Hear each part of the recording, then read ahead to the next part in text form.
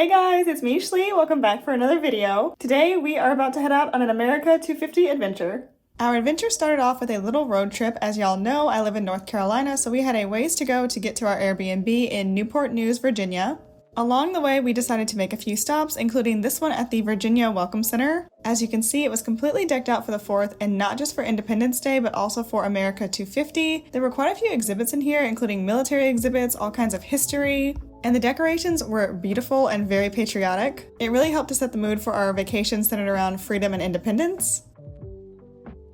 Alright guys, we have made it to our Airbnb. I want to give you a quick tour because this place is amazing. This is the front door right here, and we've got our stuff. We haven't unpacked yet, we just got it all sitting right here by the door. We have this nice big window, and Amber really likes this stained glass whale. Look how pretty it is. Moving away from the window, we have our bed right here. It's a really big bed. It doesn't look as big on camera, but it is really big, trust me. And here is an overview of the rest of the space. So it is a studio, so it's technically just one room, and then there's a bathroom off to the side back there. But I absolutely love how this is laid out. So over here, you have the entertainment area. There's a huge TV, Nintendo Switch, tons of games, board games down there, a really big speaker right here. Oh, and the host left all kinds of snacks, including Dove chocolates, which I love. I love chocolate. Look how cool this lamp is. So we are definitely gonna play some games later. And then over here, there's a little fold-away desk and just a closet with some clothes storage and laundry detergent, that kind of stuff in there. This super cute coffee table, again, with more snacks and information about the Airbnb. Then we have this super comfy couch, which actually folds out into another bed, so that's perfect. She left us some information about different places in the area, and I just love the decor up here. This map of the world is awesome. We have a little washer dryer, and then you go down this hallway to the kitchen and the bathroom. Everything is pretty standard, except this host is super generous and left us all kinds of water, drinks. She left us bacon and eggs for breakfast, as well as some oatmeal over here in the cabinet. And then it is the 4th of July. So she left us some rocket pops here in the freezer, which we're gonna have to eat later. And then the kitchen is pretty standard. You just got your, sink, dishes. Oh, thank you, Amber. She turned on the light. Stove. Back there, we've got coffee, hot chocolate, different flavored syrups, tea, oatmeal, everything you could want. This place is loaded. And then here's the bathroom, which is really standard, but I'll show you because why not? We are pretty close to the beach, which is why there's a lot of beach themed things in here.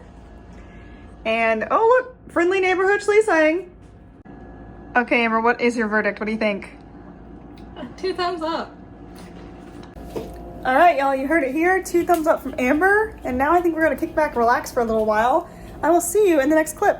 Here we are in Colonial Williamsburg, which was one of our main reasons for wanting to come to Virginia at this time of year. First, I have to give you a quick overview of my outfit.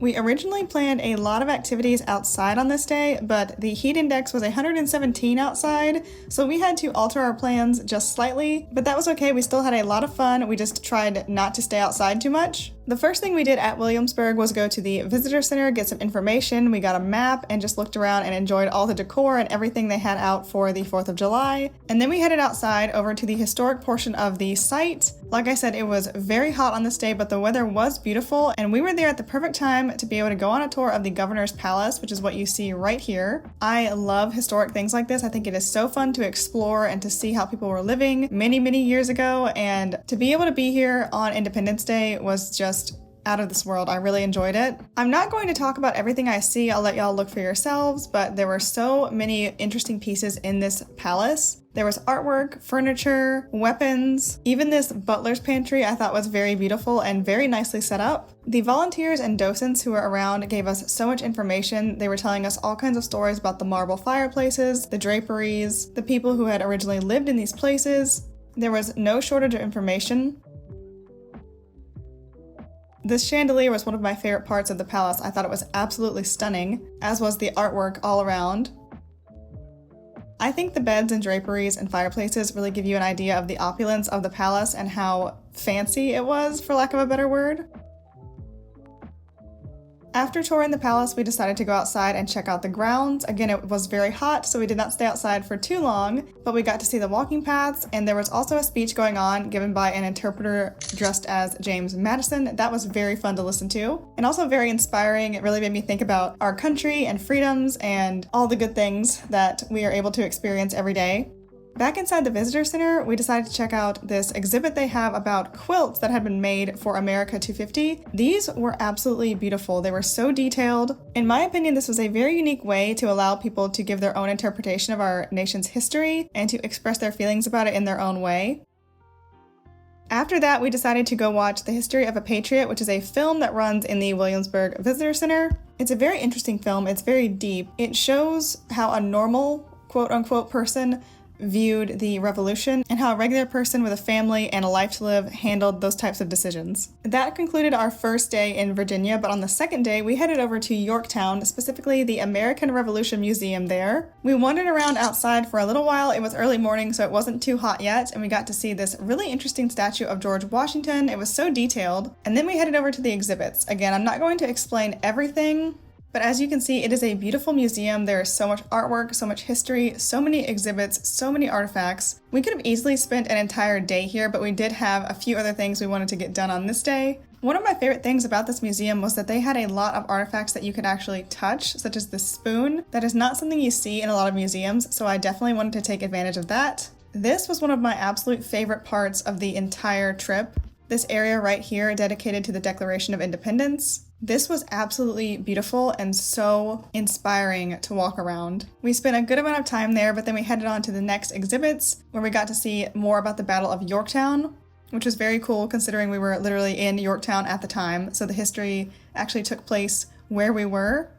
This is another interactive part of the museum. It's a little game you can play to try and win a battle that happened previously. I picked the Battle of Kings Mountain to try and win because I've actually been to the Kings Mountain site. I know a little bit about that battle, and as you can see, I won, which I was very happy about. I could not lose on Independence Day weekend. Another favorite part of this museum for me was the fact that they had a section about General Nathaniel Greene and the Battle of Guilford Courthouse in North Carolina. This is one of my favorite battles of the Revolution because it takes place in my home state, and it was a very important battle, although I think it's pretty under the radar as far as battles that are well known. But if you haven't read about it, you definitely should. It's very interesting. Then we finished up in that museum and headed out to another museum, which was the Watermen's Museum along the York River. For those of you who don't know, a waterman is somebody who lives along the river and makes his or her living on the river, such as fishing, repairing boats, nets, anything to do with the water. This museum was not super big, but do you see how much is in here, y'all? There were so many model ships, paintings, plaques, videos playing, artifacts. It was crammed full. And they even had a little area where the model ships are made. Unfortunately, no one was there on this day making the actual ships, but it was very cool to see the area where they're made and the tools that are used and the models that had already been made. If you have any interest in ships or sailing or anything nautical, I highly recommend this place. It's very unique because you do not hear about watermen so much as you hear about sailors, in my opinion, but they are just as interesting, and you can learn so many things in a museum like this. There was also information about fishing, of course, because that is a big activity that is done along the river. There were some articles and different artifacts from lighthouses in the area too. Lighthouses, of course, are very important whenever water is involved. And this license plate was important to me.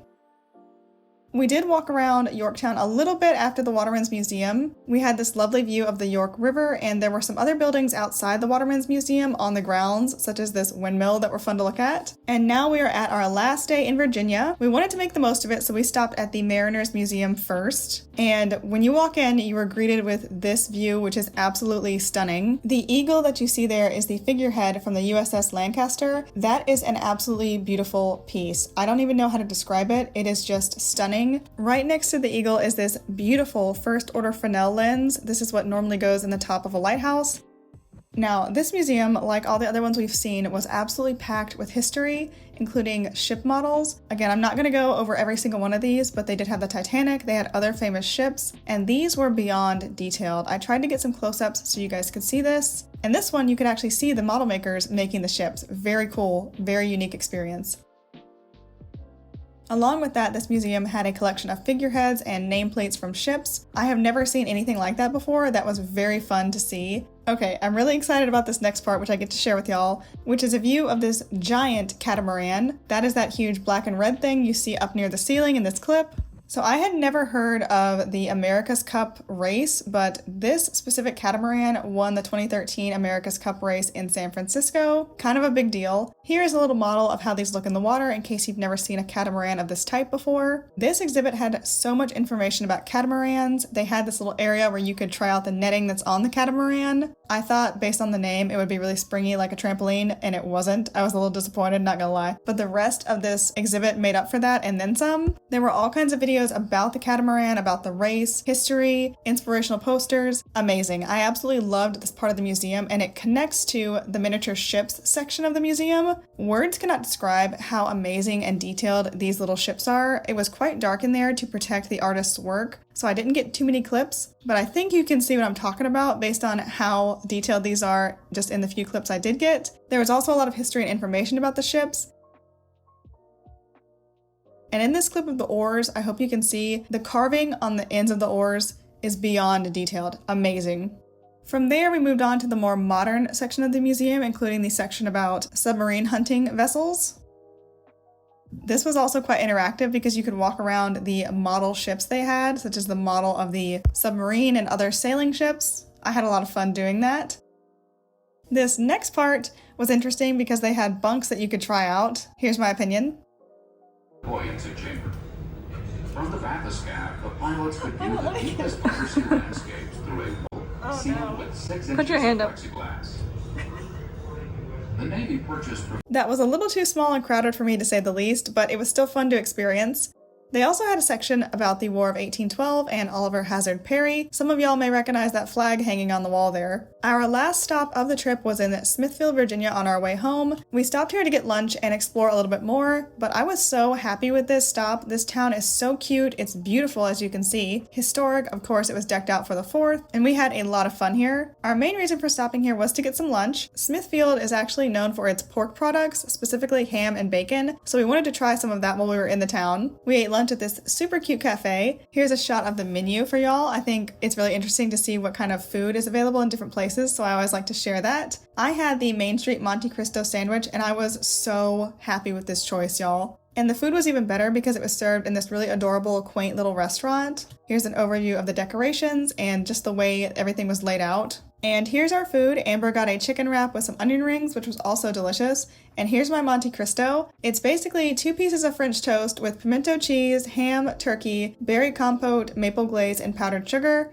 It was absolutely delicious. I know it's not a technically correct Monte Cristo, but it tasted amazing, and what more could you ask for? And our very last stop was the Isle of Wight County Museum. Smithfield is located in the Isle of Wight, and this museum has a lot of interesting history about the area, including the world's oldest ham. I was so excited to go see this, y'all. I cannot even express to you how much I was looking forward to this. But before we got there, we checked out the rest of the museum, including this old storefront they had going on. It was just set up like an old country store, very cute. We then had the honor of looking at the world's oldest peanut, which was picked in 1890. And he has the honor of being located right next to the world's oldest ham, y'all. So this ham, which you see right here, is from 1902, and there's a whole story behind it. You can Google it if you want to. It's pretty funny, actually, how this ham came to be. And speaking of ham, there was so much information and history of ham, such as this little tidbit about counterfeit hams being created at one point. I didn't know that was a thing, but apparently that was the way to make money back in the day, counterfeiting hams. And then we saw Amber brand deviled ham. I love to see things with Amber's name in them. Fun fact about me. This next section of the museum was all about hams and how they're smoked and cured and the process. It was actually very interesting because I don't know anything about ham, or I didn't before going to this museum, but now I am basically a ham expert.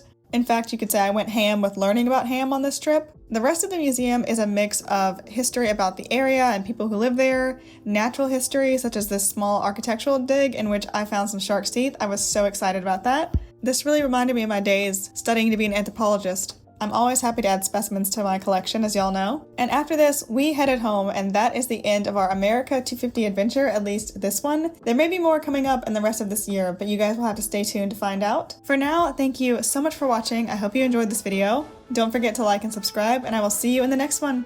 Bye, guys.